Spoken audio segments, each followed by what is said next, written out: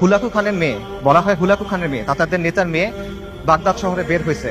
সে একজন আলেমকে দেখছে, তাকে গিয়ে প্রশ্ন করতেছে, এই তোমাদের কোরআনে না লেখা আছে আল্লাহ তোমাদের বিজয়ী করবেন, আল্লাহ তোমাদের কর্তৃত্ব দিবেন, তোমরা সম্মানিত হবা?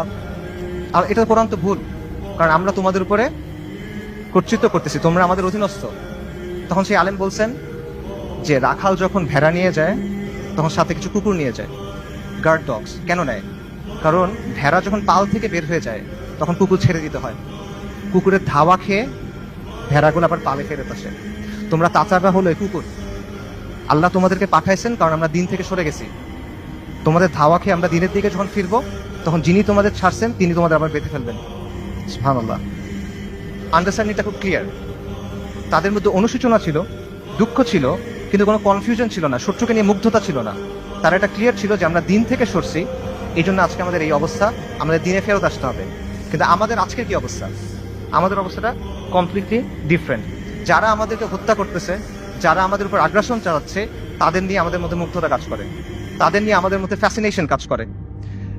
এবং আমরা মনে করি